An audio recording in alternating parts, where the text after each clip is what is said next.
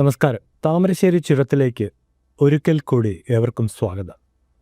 ഏറെ പ്രത്യേകതകളുള്ള ഒരു താമരശ്ശേരി ചുരത്തിൻ്റെ ഒരു എപ്പിസോഡാണ് ഇന്ന് നിങ്ങളുടെ മുമ്പിൽ അവതരിപ്പിക്കുന്നത്.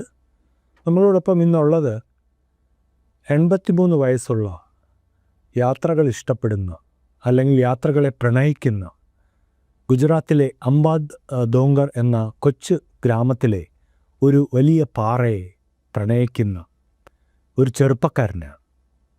60 വർഷങ്ങൾ ഒരു പാറയുടെ കാര്യങ്ങൾ ഗവേഷണം ചെയ്തിട്ട് ഇന്നും ആ ആഗ്രഹം തീരാതെ ആ പാറയിലെ കാര്യങ്ങൾ തന്നെ പഠിച്ചുകൊണ്ടിരിക്കുന്ന പ്രൊഫസർ വിലാട്കർ ഗുജറാത്തിൽ നിന്നും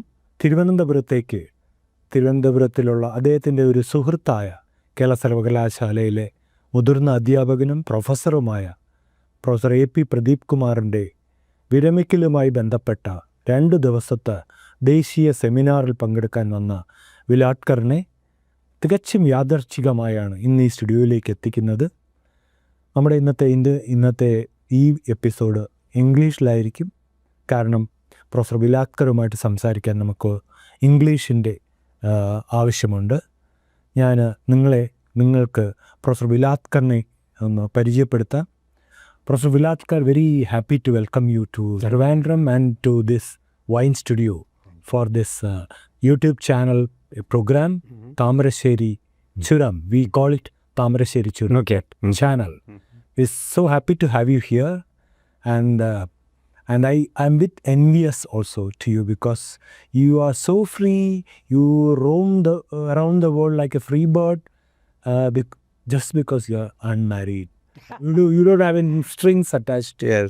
So do you think that is the secret behind your success? You could do all these things over the last 60 years. Do you think so? Yes, definitely. But that's because I could spend my whole time for carbonatites. Yes. You know, bringing up the family takes a lot of time. Yes. And I think I was not a person, that time I realized to do that. Yes. Because I'm not a very versatile person. You know, so I thought it was better to spend time with my carbonatites rather than bringing up the family and all that. And I have brothers and sisters and nephews and nieces, and that's good. Okay. Viladkar, we very much look forward to a very fruitful discussion with you. Thank you very much. And for that, I would request your friend of the last 2 decades, if I'm correct, Professor Pradeep Kumar, to talk to you because he knows you more than me. So I would welcome Professor A.P.Pradeep Kumar of the Department of Geology, University of Kerala, Karyavattam, for this interview with Professor Viladkar. Professor Viladkar, happy to have you here again. Thank you very much. I'm also very happy to be here. It was at a very short notice that you came over to Trivandrum for this occasion. I remember you coming over some 10 years back. 10 years back, yes. What difference? Did you feel any difference? There's a lot of difference. There's a lot of new development and all that, and that's really very interesting. Yeah. So, other than carbonatites, I think you are a frequent traveler also. So, let me say that we have here some would address you as the carbonatite man of India. That's what people say. Do you consider yourself to be a carbonatite? No, I don't think so, because I told you once, that even after studying this Amba Dongar carbonatite for 60 years, I wouldn't say that I know everything there. Yeah. Yeah, you develop it more and more, so... And as you know, my publications also, many of them are only on Amba Dongar for last several years, So the point to note here is, he just now mentioned that he has been working on a particular rock type for 60 years. We usually work for a short time on something and then always we move on. You change your interests and you just... That's what Bob Martin said in 2017. You were there. Yes, I was there. So the thing is, steadfast in your beliefs and no wavering from what you wanted to do. Mm-hmm. So how did that conviction courage or conviction come about? Well, first and foremost, of course, my professor was responsible for that. He developed the interest. I didn't know anything about the carbonatite. In 1963, when it was discovered, I was a student of BSc. And we had in St. Xavier's College very small department with 2 rooms only. And in our lab, most of the things used to happen in the lab only. And there, Professor Sukeshwala and Dr. Udas used to discuss about the carbonatite. So I heard this name several times. And then I referred to, those times there was no internet. So I referred to many books to study what kind of the rock is this. And then when I learned about it, and so the controversies as well as certain the positive things and all that, and I got interested in that. And after finishing my MSc, Professor Sukeshwala asked me, would you like to continue for your PhD? And I have a topic for you for that. So I said, yes, definitely I would look to that. Then he told me that you were work on Amba Dongar carbonatites. I never knew that it was such a remote place where there's no vehicular traffic and only the tribal village. Yeah. But he was very kind. He introduced me to the Amba Dongar. He came there, it's special there. And then I started working, but the terrain was so difficult and it was a reserve forest. So I took almost 15 days to study the topography. I see. Yeah. And it's a dome which has 37 valleys dissected to this dome, you know. So each valley I covered before I started mapping. Oh, that must have been Terrible, it was terrible. And physically also challenging. yes, physically challenging, mentally also, because I was just a graduate from the institute, St. Xavier's College. And to keep this challenge, I never mapped the area on my own because we had enough training from Sukeshwala how to map the area and all that. But this kind of a terrain was extremely difficult, and there were so many snakes and tigers at that time. I was once chased by a wild buffalo. And who won? I won, fortunately. Naturally. Yeah. I had to climb up the hill. And then that buffalo could not climb the hill. Just keep thinking. Yes, I was very lucky. Lucky that you didn't run downhill. No, downhill. Yeah. So there are a lot of stories about it. In a short interview, I cannot tell you everything. But it was very challenging. And I took that challenge. And and the person behind it was Professor Sukeshwala. He told me that if you map this area, I can promise you that for next 50 years, there will be another map. Now it is almost 60 years and no one has mapped Amba Dongar. Yeah. So that, I mean, of course, he boosted up my patience and my tolerance to the rugged topography and all that. And it's because of him I could do all these things. Yeah. So the area that Professor Viladkar is talking about is in Gujarat. And this Amba Dongar carbonatite, that is a very special type of rock. Yeah. The uniqueness of it is, this is the first such reported rock in India. After it was established in Russia. Outside, no, it was also in Europe, Russia, South Africa, and many places. So this was the first reported location in? Correct. In India and I think in Asia also. In Asia also. Eastern part of Asia, yes. So that is the uniqueness of this. So this was a first discovery by his professor Sukeshwala and Udas. Yes. In St. Xavier's College, Bombay. Udas later on became the director of Atomic Minerals Division. I see. Yeah. He was a simple man, very, very simple man. Yeah. So something which his supervisor casually asked has ultimately led to the development of a person, or rather a personality. You cannot separate carbonatites from Professor Viladkar or the other way around. They are intricately intermixed. It's a part of my life. Yeah, it's part of his life, like his limb, arms. So it's something like that. So you talked about it being a tribal area. So did you have a good relationship with the tribe? Absolutely. I mean, I was very afraid of, because they were all tribal people. And I was the only civilized person at that time. But later on, I found that they are more civilized than ours. Their manners and etiquettes were so fantastic, and they helped me all through my stay there. Yes, that was very nice of them. And I really I developed passion for the carbonatites also. I had already.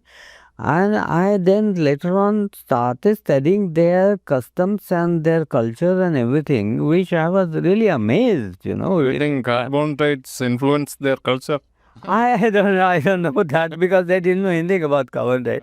But they were so simple people, and every one of them used to give me some vegetable from their backyard or ghee from their house and all that. What is most important is this. The postman used to come only once in a month in that village because climbing up so much without much good road and all that is difficult. And he used to bring my monthly fellowship.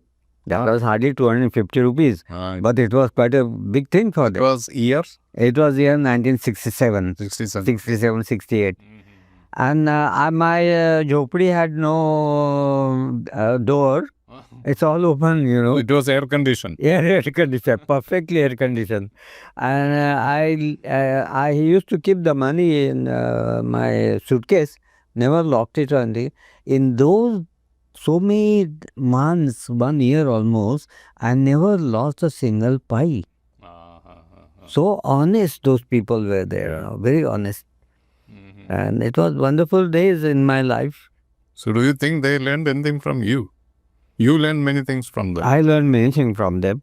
What I learned from them is honesty. They're very honest, really very honest. And I really like that. And so unfortunately, I am not a very good writer, just like he has a flair for writing. But I don't have that. Otherwise, I would have written a sociology book on this community. They still survive there, or? Yeah. They have a name, some? They are bills. Bills. Yeah, they are all bills. And one thing I found that these bills, they don't like to come to the mainstream. They like to be secluded life as such, They are in Amba Dongar? They are in Amba Dongar. Oh, I see.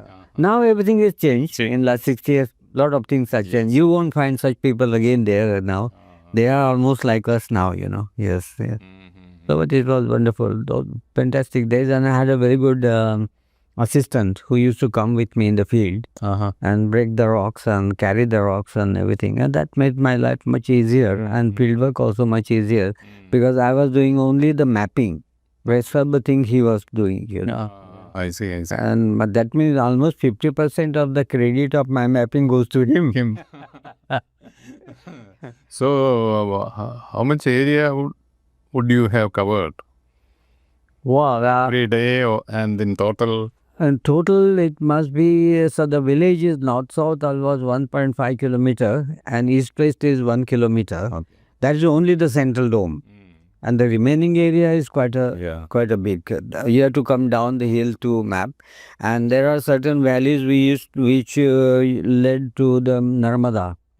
So I used to take that valley, mapping that area also and walk along the Narmada. Now that entire area is underwater because of the dam. Yeah.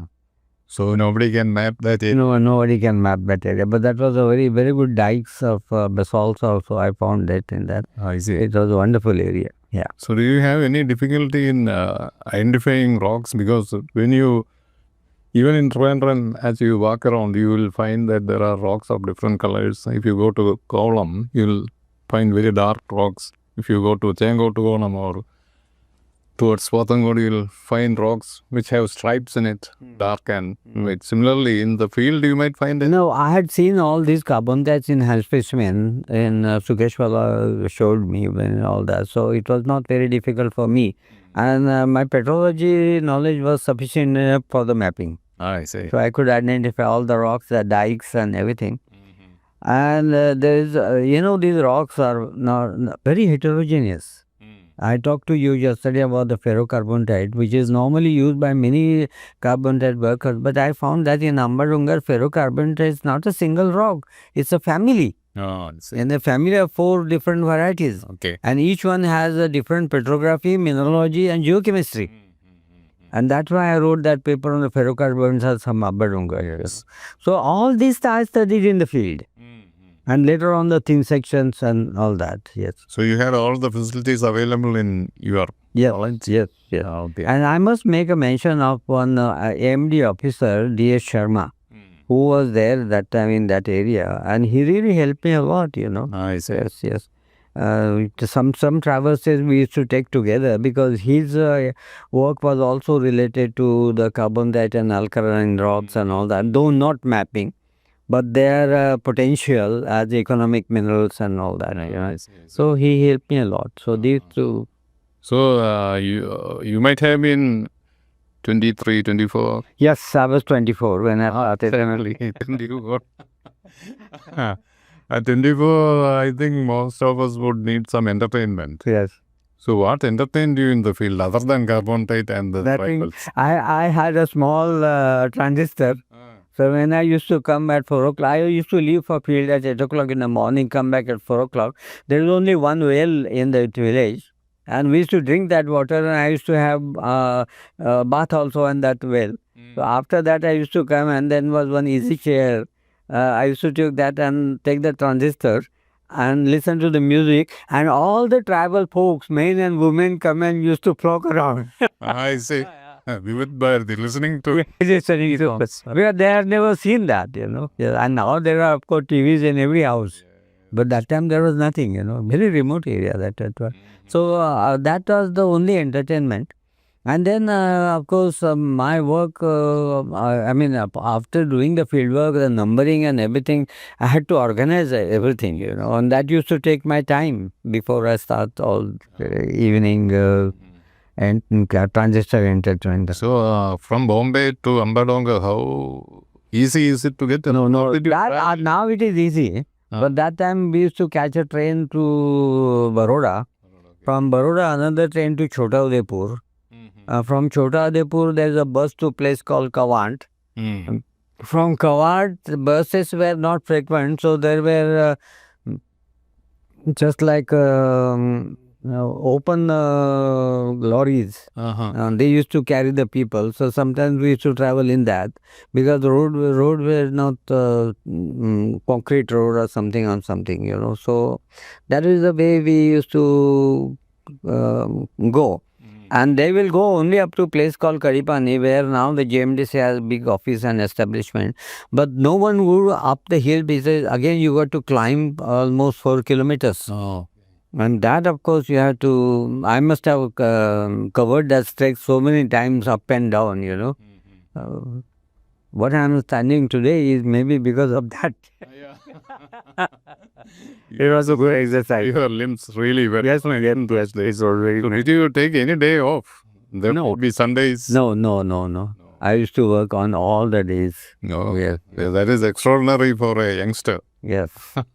No, but I was very clear about my aim. And Sukeshwala was the person who really goaded me to, fulfill that. And I was very sure that if I do the mapping perfectly, he will be very happy. That we had great faith in our teachers and respect, And also we had or have faith in our teachers, and also sometimes we might have a difference of opinion, right? Yeah.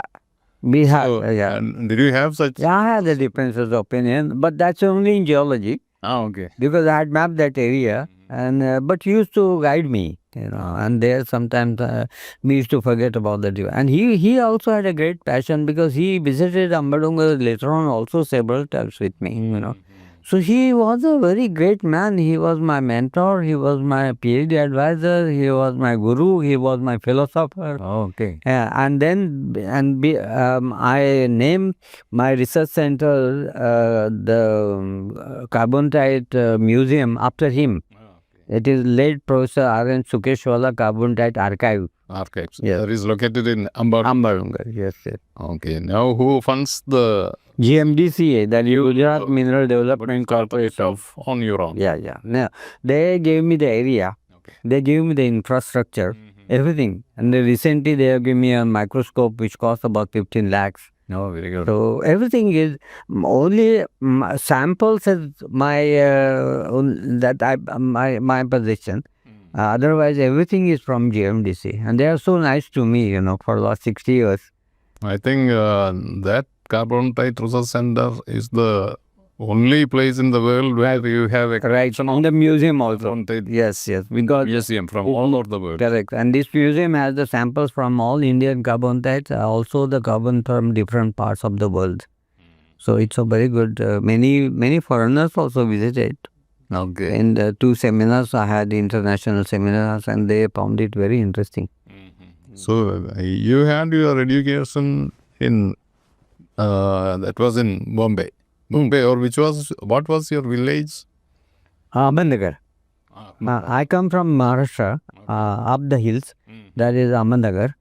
After finishing my schooling, I came for college to Bombay. And then in St. Xavier's College, my whole life is shaped by St. Xavier's College. So something led you to geology?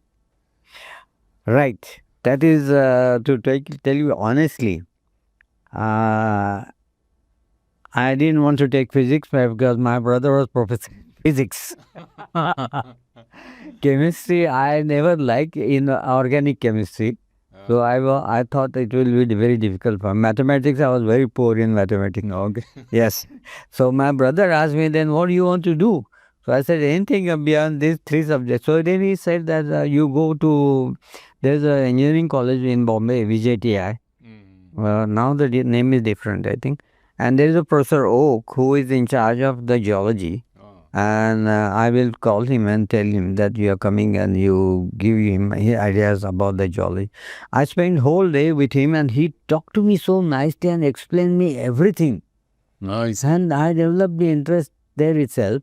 Then he told me, okay, you go to St. Xavier's College tomorrow and meet Professor Sukeshwala.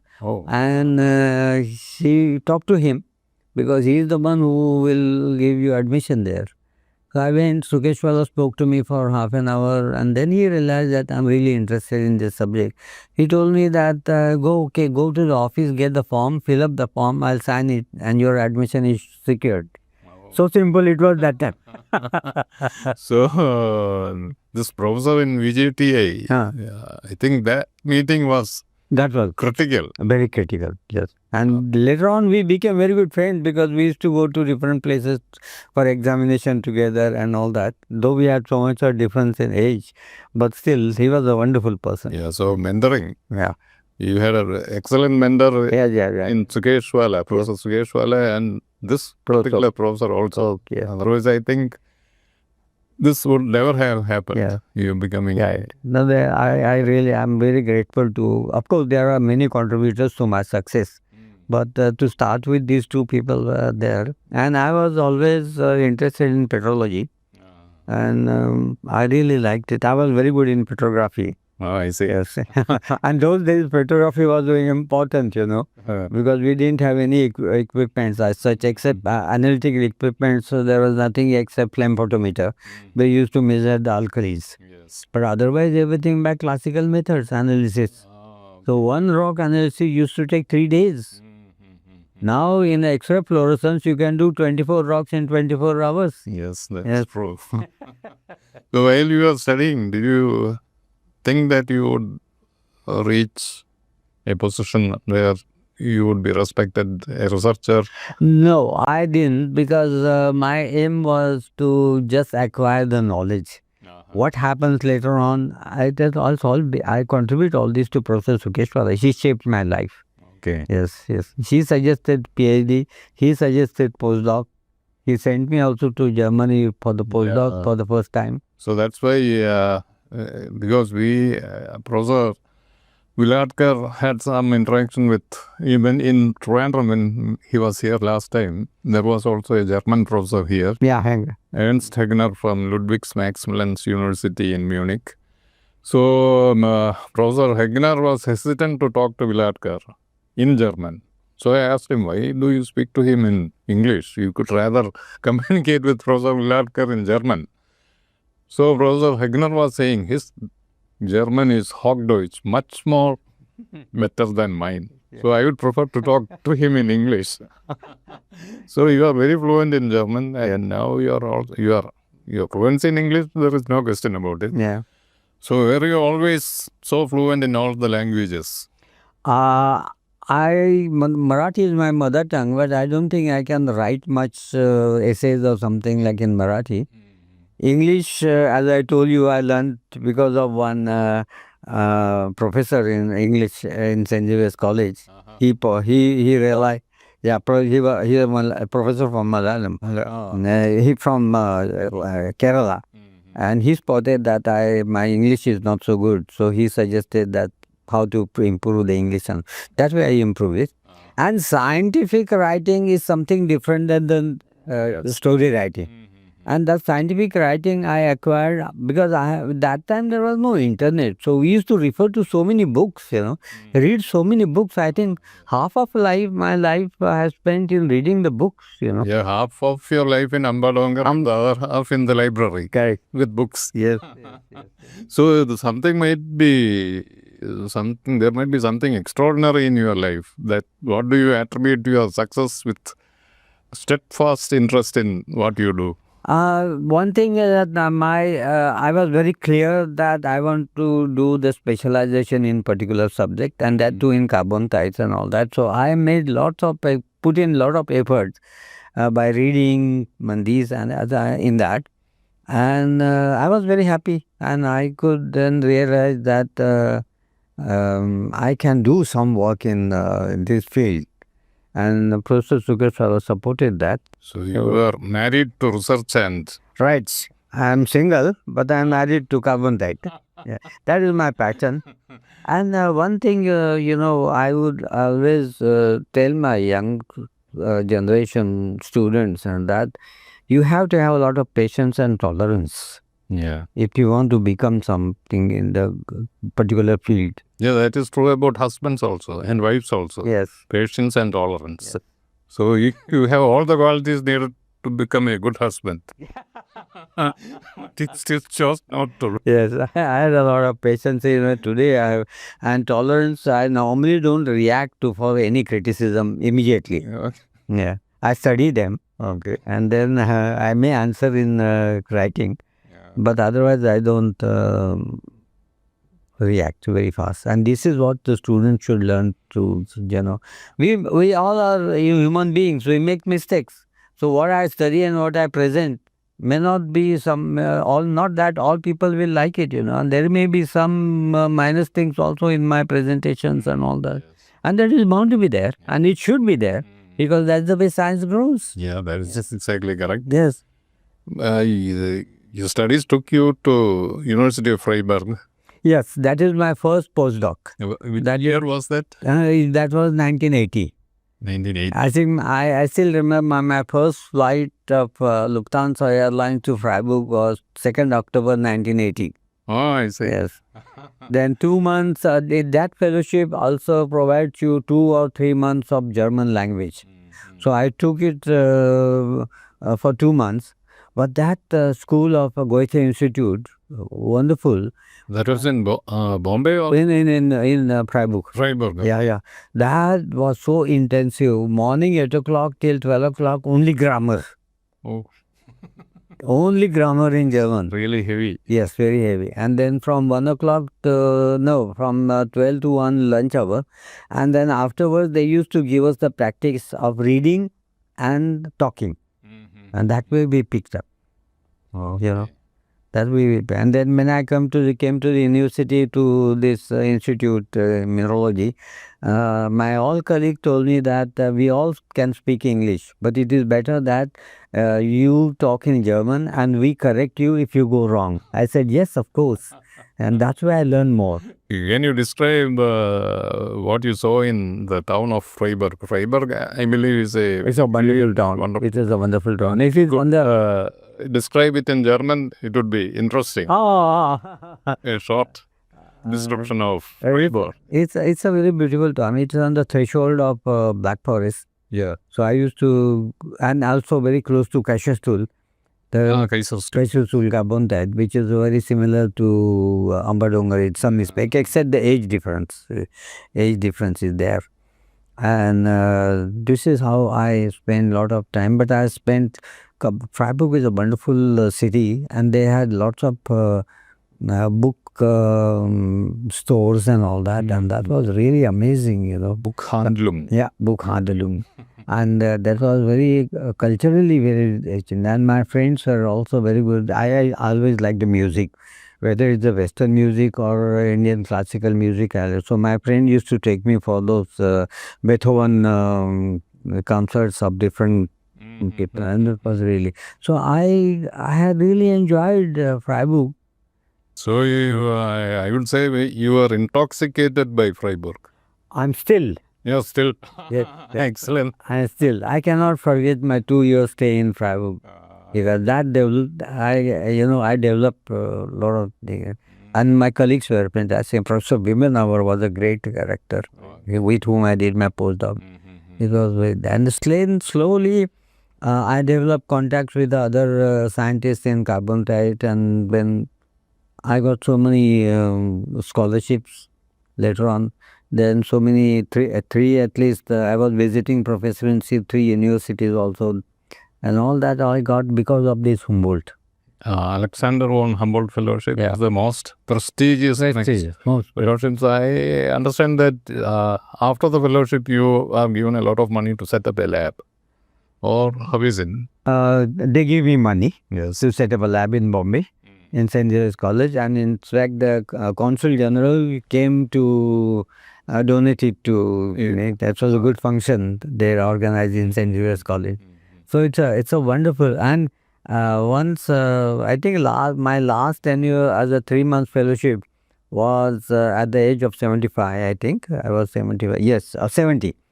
So we had a meeting in Berlin, and I thanked the person who was head of our group and so from Humboldt, and she said that once you are a Humboldt, lifetime you are Humboldt. That's excellent. Really? I think there is no other fellowship like this in the world. No. It's still very prestigious. Very prestigious, and they are so courteous people, really. How do you rate your experience in India with your research and dealing with your colleagues, and your experience especially in Germany?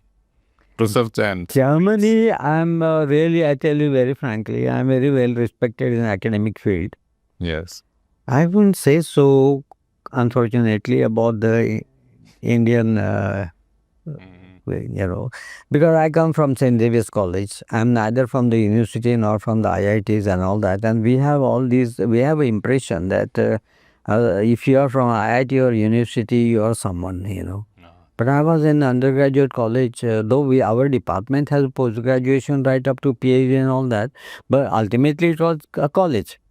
But St. Xavier's is it has his name. Yes. Yeah, it's 160 years old college now. And I really like that, and I still like to go there, not to meet the people, but to see the buildings. It's so beautiful, Yeah. So I have developed that for St. Xavier's College. And St. Xavier's College also has a big share of my success.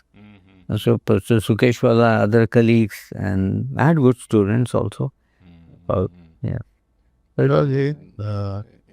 In Freiburg, who are your main collaborators? Professor Wimmenauer. He was the main collaborator.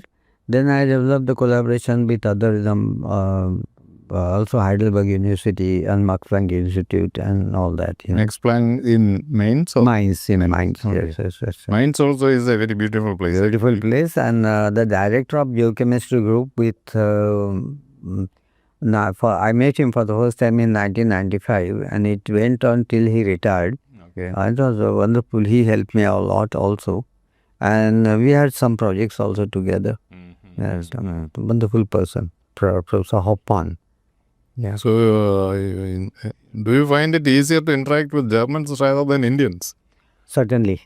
Certainly. I'm I don't know. I have great respect for the Indian scientists, no doubt about it, as a science. But when it comes to deal with the one-to-one, I don't have very good.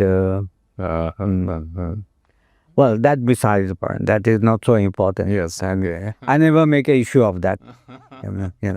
But definitely, I have a lot of this academic field. I have a lot of respect in the foreign university. Definitely. Yeah. So you might have mentored some students from Germany here in India. Yes. I see. Yeah. And two of the students from Hamburg University, they did their diploma degree. So they in Amba Dongar only they did it. I see. Yes, and there was another student later on in life. He also did some rocks in Amba Dongar only, and Nevania and all that. Okay. Yes. So I had the good students from Germany, no doubt about it.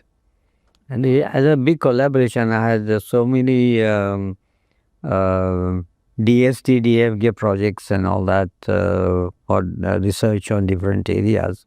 In fact, first time when I came to Trivandrum, it was the DST, DFG, that is Deutsche Forschungsgemeinschaft. It's a German Science Research Foundation. And the DST, Department of Science and Technology. So they had the collaborations on that. And I had, I think, a couple of such projects in India. Oh, okay. So that gave me a lot of exposure also. So my first visit to Trivandrum is under that project only. I see. So you have traveled around the world. You have had. Yes. I traveled either with some fellowship or some collaborations or some mostly the collaboration or some projects or something. So I traveled the rare earth rich carbonatites of Inner Mongolia in China. I had a project with geologists from the Academy of Sciences in Economic Geology. I see. Okay. So they had come here in 1996 for my conference, first conference. And 1990 they invited me, so I went. I saw that the biggest mines of rare earths. I see. Then I was in Russia and Siberia. That is because I had this project again for Indo-Russian project for 2 times. So that gave me opportunity to go to Russia, Siberia, and all these places. Then also I had a project with University of Rolla in mind, that is. I think US Science Foundation for a project or something. So went to Namibia and South Africa, brought the samples for. So I had a couple of projects like that. Yes. So I'm very happy. I mean, I don't know. As I told, we were talking yesterday with you and your wife that I firmly believe that the destiny drives where you have to go. Yes. Okay, and I still believe in that because I was born in such a small village, and today what I compare with that condition is definitely the destiny played the role. Do you think your parents played a role? My father, I lost my brother at a very young age. I told you yesterday. Yes. But my father and my aunt, she was an amazing person. And then, of course, my brother and sister-in-law. My all education was paid by my brother and sister-in-law. And my sister-in-law was a gem of a person. So they have big contribution in my coming up in life. Yes. So family shaped. Yes, of course. You need the family support, Okay. I used to be, in those days it was all conventional methods. So I used to be in the lab at 8 o'clock in the morning and till 10 o'clock. But my brother and my sister-in-law, because I was staying with them in Goregaon, they never made that issue, So in a way I was not helping them in any way. Yes. But they never, yes. So it was family support you definitely need it. And my father, because he was a very progressive thinker. Yes. And he knew that what I'm doing is a very good thing, Okay, Professor. So what do you think? Do you have some advice for our young generation? People are striving to go abroad by study, do things. Yeah, as I told you, the things are different now. And students of any subject or anything, they first start to think in the terms of monetary gains, which I never thought. Yes. But of course, I wouldn't say that they should not do that, because the conditions have changed. Drastically, they have changed. We could manage with the 250 rupees at that time. Okay. Now that those are nothing, that is a daily expenditure maybe of some people. So I wouldn't say so, but you require a lot of patience, tolerance, and develop the interest in particular field. And then you can reach to a very high level. Yes.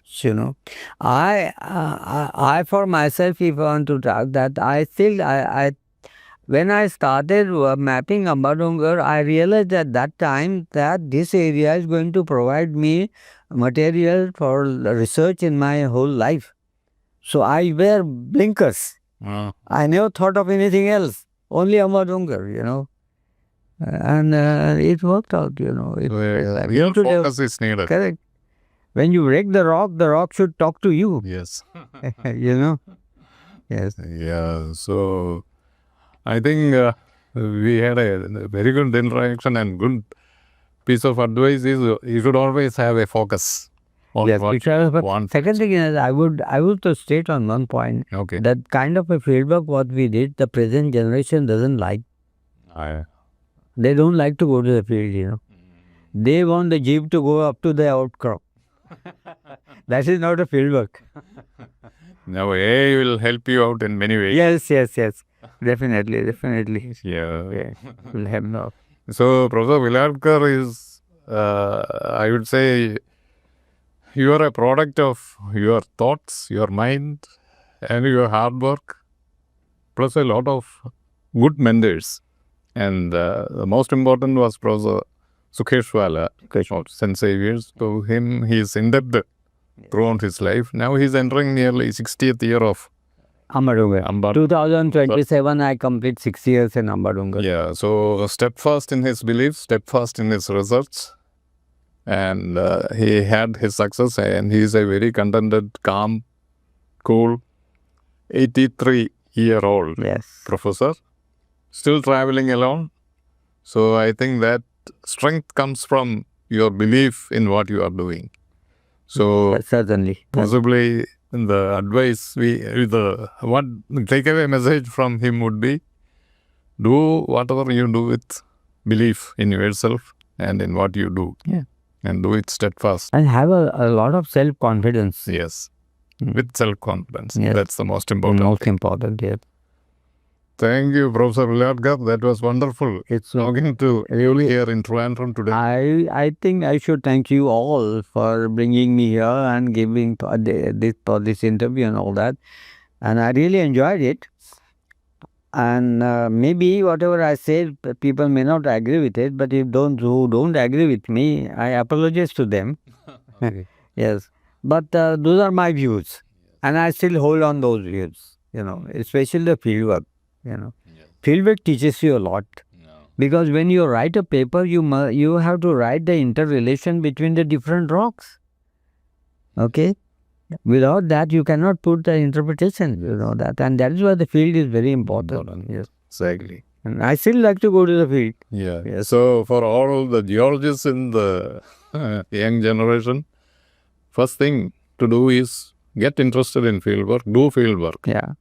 Extremely well. Then things will follow, like petrography and all those things. So that is the success of Professor Viladkar.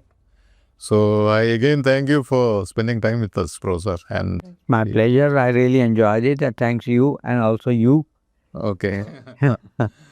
Okay, Professor. Thank you. We'll let both the guys to you to come. Yes. Till we meet again.